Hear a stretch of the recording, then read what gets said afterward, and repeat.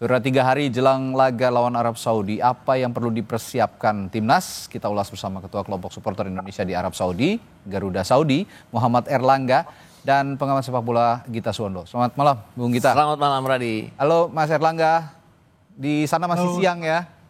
Iya, selamat siang waktu Saudi. Oke, baik. Saya ke Mas Erlangga dulu. Di sana atmosfernya gimana pendukung timnas di Arab Saudi, Mas Erlangga? Pendukung timnas, alhamdulillah atmosfernya sekarang lagi bagus-bagusnya karena kita dalam 2-3 hari terakhir akhirnya sudah mendapatkan tiket yang officially, yang resmi untuk pendukung supporter Indonesia. Jadi kita lagi senang-senangnya kita bisa dapat seat dari jatah yang 4.182 ya, yang official dari Saudi Football Federation kita dapat semua, sudah distribusikan, sudah sold out. Jadi banyak banget teman-teman yang tadinya ragu untuk mesan melalui kami baru mengotak sekarang ya dengan sangat berat hati kita nolak gitu, karena kita nggak punya lagi tiket lebih, dan yang saya dengar pun di kita Garuda juga sudah habis kan ya yang jalur pemesanan lewat PSSI. Ya, jadi 4.182 ya, Mas Erlangga? Betul, itu untuk yang kategori di luar premium ya. Jadi yang kategori 1, 2, 3 dan 4. Sudah dipastikan akan hadir di stadion di Jeddah nanti ya berarti ya? Insya Allah. Nah ya kita sebelum bahas sisi teknis pertandingan lah ya dengan komposisi pemain. Saya tanya dulu seberapa besar kekuatan 4.000 tadi, 4.182 tadi bisa menyuntik semangat buat teman-teman timnas Indonesia nanti. Sebenarnya supporter itu salah satu ya, jadinya pemain ke-12 kita ya. Terlihatlah dalam beberapa pertandingan di GBK maupun pada saat kita pertandingan di Arab Saudi sendiri di Jeddah putaran ketiga. Saya harus bilang bahwa pertandingan babak pertama melawan Saudi di mana kita saat itu unggul terlebih dahulu 1-0 kemudian disamakan 1-1 itu adalah away terbaik kita selama ini. Jadi dukungan supporter ya jelas bahwa itu merupakan suntikan tersendiri bagi timnas kita. Oke. Tapi melihat ini ya, saya mengacu pada beberapa pertandingan pemain-pemain timnas kita yang bermain abroad di liga-liga Eropa. Ini kan sebenarnya positif ya. Hasilnya baik ya. Hasilnya baik lah ya. Kemarin kalau kita lihat di Europa League, Lille dengan mengejutkan mengalahkan AS Roma. Di sana ada Calvin Verdong. Lalu Sassuolo juga dalam track yang bagus setelah 2 kali menang beruntun. Lawan Udinese dan Verona kemarin ya. Jai Itses bermain di sana. Sassuolo ya. Di Sassuolo. Dan belum lagi Dean James, timnya juga menang. Dengan atmosfer atau suasana pemain yang sedang bagus-bagus ya, akan berpengaruh nggak ke timnas nanti performanya? Berpengaruh iya, jelas. Makanya kalau ditanya yakin nggak sih sama tim, apalagi tim ini kan jauh lebih banyak pilihan dibandingkan yang menahan imbang Arab Saudi dan mengalahkan Arab Saudi. Yakin. Cuman saya selalu berpendapat bahwa pemain ini kan tergantung strategi pelatih. Nah, strategi pelatih ini yang saya agak ragu juga sebenarnya. Kenapa? Karena kan selama Patrick Kluivert pegang 6 pertandingan lah sudah ya, 6 pertandingan. Dia pakai 3-4-3 itu kan 2 pertandingan di mana kita menang. Kita counter attack lawan Bahrain, kita counter attack lawan China, kita dapatkan hasil positif 3 poin dan tidak kemasukan. Selebihnya pada saat kita coba dengan 2 center back kita kalah. Lawan Jepang jangan ditanya lah. Mau main berapapun akan kalah. Kemudian lawan Australia kita kan berantakan.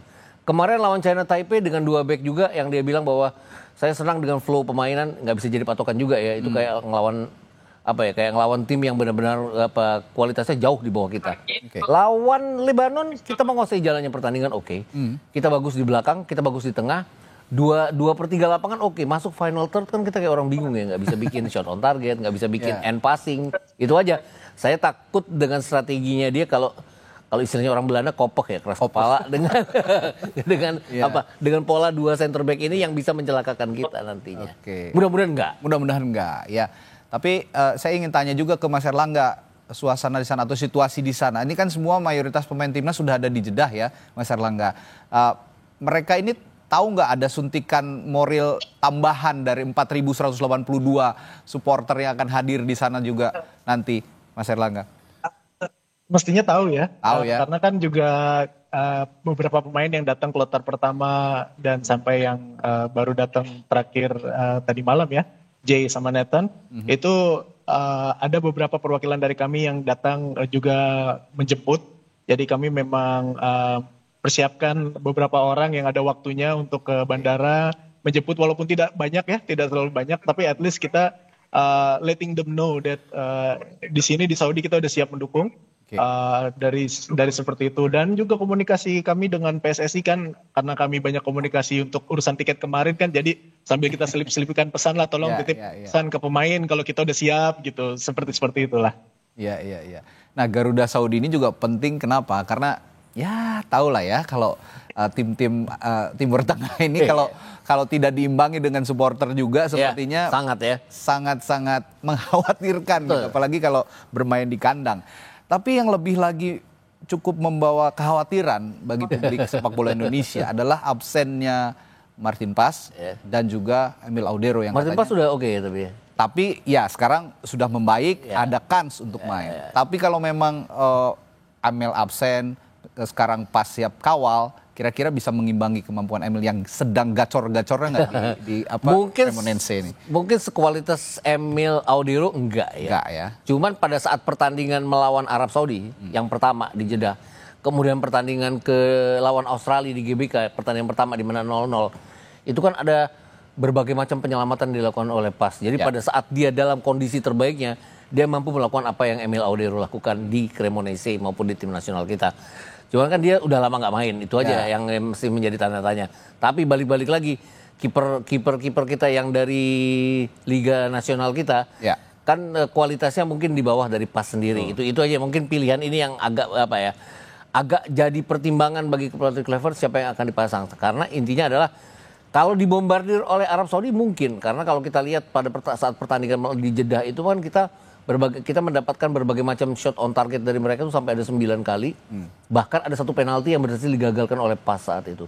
Lawan Australia sendiri ada 6 penyelamatan dilakukan oleh Martin Paes. Itu artinya peran dari seorang penjaga gawang baik Emil Audero maupun Martin Paes sangat luar biasa bagi timnas kita. Dan saya juga ingin mengulas sedikit ini soal mepetnya kedatangan para pemain. Kedatangan para pemain abroad ini kan sangat mepet. Sedangkan lagi-lagi nih ya, kalau bicara tim-tim Timur Tengah memang ada aja akalnya gitu. Lagi-lagi liga di Saudi ini sudah diberhentikan dari beberapa waktu yang lalu, sehingga mereka punya waktu yang panjang untuk bersiap menghadapi Indonesia. Gimana lihat kondisi seperti ini? Liga kita kan juga diberhentikan kan, week 8 akhirnya begitu, ikut. Yang ikut, tapi hanya 12 orang yang bisa ke sana. Dengan ditambah JEZS, kemudian ada Martin Paes juga datang, kita baru 15 orang yang bergabung sampai saat ini. Yang ini kan kayak Dean James, nanti malam dini hari nanti bahkan ya malam di Belanda masih akan harus memperkuat itu dia. Go Ahead Eagles. Pertengahan minggu lalu kan dia dengan 2 assist untuk Go Ahead Eagles. Yang harus diperhatikan adalah ini pemain luar biasa bersama Go Ahead Eagles, tapi belum pernah menunjukkan performa yang terbaiknya dia bersama timnas kita. Itu tuh yang tetap menjadi tanda tanya bagi saya. Dan kemudian contohnya lah Verdong. Tidak dibawa oleh Lille pada saat tandang ke PSG. Tapi juga tidak dilepas mereka untuk bisa terbang ke Jeddah. Jadi itu tanda tanya. Kemudian Mauro Zilstra contohnya. Tadi malam melawan Sittard di mana mereka kalah 1-0. Justin main 76 menit. Itu Justin main, oke, dia terus dilepas setelah pertandingan. Tapi kan Mauro Zilstra bahkan tidak ada di DSP. Harusnya kan bisa terbang ke Jeddah ya, harus bergabung saat itu. Toh tidak digunakan juga jadinya. Ya, Mas Erlangga sempat mantau nggak latihannya punggawa timnas di sana? Oh enggak, kita jadi pas latihan kita nggak ada yang berangkat ke sana karena memang kan latihannya tertutup ya. Nggak terbuka seperti 2024 September itu kan sempat kita boleh datang lihat, tapi untuk yang kali ini enggak. Bahkan even soal maybe correct me if I'm wrong, tapi kayaknya Bapak Konjen pun juga tidak datang. Kalau tahun lalu kan Pak Konjen sempat datang ya. Tapi yang tahun ini pun sepertinya sebisa mungkin tertutup. Saya malah ini sih happy dengan keputusan yang diambil oleh PSSI. Dengan hotel yang baru yang dipilih tahun ini pun, kalau saya lihat dari areanya sangat secure. Untuk masuk ke dalam ada gate yang dijaga security, nggak seperti tahun lalu di mana hotelnya bisa diakses dengan gampang oleh siapa aja. Betul. Jadi mudah-mudahan langkah-langkah ini yang diambil PSSI bisa membantu pemain-pemain kita untuk fokus, tidak terlalu terganggu dengan hal-hal yang non teknis. Dan kondisi yang privat ini tentu saja akan memberikan kejutan bisa saja ya nanti bersama Arab Saudi saat bertemu. Karena kalau tahun kemarin mungkin ada yang ngintip-ngintip strategi. Sekarang benar-benar private ya, begitu ya Mas Erlangga ya? Iya, yang kami lihat seperti itu ya. Nah kalau ini kan ada dikabarkan juga Martin Paes sudah siap gantikan Emil Audero. Sudah ada teman-teman di Saudi, Garuda Saudi sudah memantau kehadiran Paes di sana? Martin Paes? Belum, sepertinya kan kalau kami lihat dari updatean ini juga berita ini kan datang dari Martin Paes sendiri ya di Instagramnya dia. Betul. Jadi kayaknya kalau misalkan dia baru berangkat dari Dallas mungkin Belum baru ya? akan nyampe, belum ya, Besok. masih jauh. Baru mungkin. besok lah ya. Mungkin besok mungkin. Ini kesiapan yang cukup ya lumayan mepet Mepet sebenarnya. banget. Saya sangat Dallas mepet. FC bahkan yang mengeluarkan kan dia bilangnya Garuda fans, he is ready dia bilangnya gitu. Oke. Jadi ya resmi dari klubnya jadi. Oke, saya juga punya pertanyaan ke Bung Gita soal faktor lagi-lagi non teknis yang saya bilang tadi. Ya, agak-agak mengejutkan kadang-kadang gitu ya. Wasit asal Kuwait Ahmad Al-Ali. Yap. Ini akan memimpin pertandingan lagi-lagi yang memimpin dari Timur Tengah. Gimana nih ceritanya? Padahal ketua umum PSSI kita Sudah minta ini sudah ya. nego ya. Kalau bisa ya jangan dari Timur Tengah dong gitu. supaya fair. Secara peraturan memang tidak dilarang. Tapi secara peraturan kan dilarang adalah tidak boleh dipimpin oleh wasit dari kedua negara, salah satu dari kedua negara. Tapi ya itu tadi sifat seuzonnya manusia jadi jadi berpikir bahwa akan ada apa-apa. Kita kan mengacu pada peristiwa pada saat kita dirugikan melawan Bahrain ya. Dari 90+6 jadi 90+9 pada saat itu dan hal-hal seperti ini non teknis. Tapi yang saya tertarik adalah apa yang dikatakan oleh pelatih Jepang ya bahwa kita harus berusaha unggul 2 gol 3 gol berhadapan dengan lawan-lawan seperti Arab Saudi, seperti Qatar. Mereka tidak punya cara untuk melakukan kecurangan non teknis. Nah itu yang harus kita lakukan mungkin ya. Persoalannya 2 gol 3 gol itu Gak gampang. Apalagi intinya kita nggak boleh ketinggalan terlebih dahulu. Karena kalau ketinggalan terlebih dahulu adalah masalah guling-gulingan yang mereka lakukan. Bahkan kalau kita unggul pun mereka akan melakukan segala cara ya. Saya yakin juga lewat VAR atau segala macam tanpa bermaksud curiga terhadap mereka. VAR itu kan sudah beberapa kali ya keputusan VAR kadang-kadang bersifatnya kontroversial. ada beberapa hal yang mengejutkan sepertinya memang sepertinya tim-tim di Timur Tengah melihat Indonesia seprogresif ini. Jadi ya begitu. Kalau ngeliat individunya memang lebih menakutkan ya. Lebih menakutkan. Saya terakhir ke Mas Erlangga. Mas Erlangga, kalau dari tim Saudi sendiri kabar yang paling baru apa? Apa yang bisa disampaikan kira-kira untuk pecinta sepak bola di Indonesia? Persiapan mereka sejauh mana sejauh ini? Ya, jadi kalau dari timnas Saudi sendiri yang kami pantau, mereka berkumpulnya kurang lebih sehari atau 2 hari sebelum kita datang ke ini ya, ke Jeddah ya.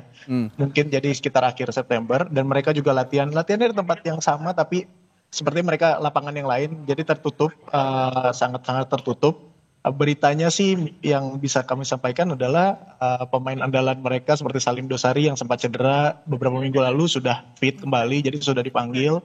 Dan kipernya juga Nawaf Akidi yang tadinya juga cedera, kiper ketiga dari Al Nassr ya. Kiper kedua dari Al Nassr. Ya tadinya cedera tapi sudah fit kembali. Jadi bisa dibilang Saudi kekuatannya hampir full, tapi dengan yang maksudnya dengan yang pemain-pemain yang angkatan sekarang. Jadi pemain-pemain yang seperti tahun lalu seperti Ali Bulaihi itu tidak dipanggil.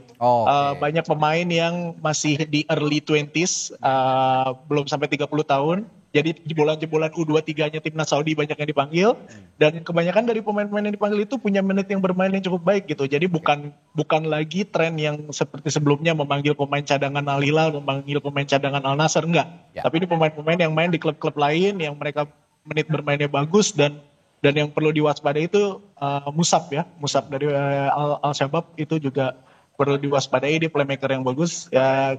Mudah-mudahan sih timnas Indonesia bisa mengatasi mereka. Amin. Saya hanya berpesan 4.100 berapa 82 tadi, tolong teriak yang kenceng di sana ya.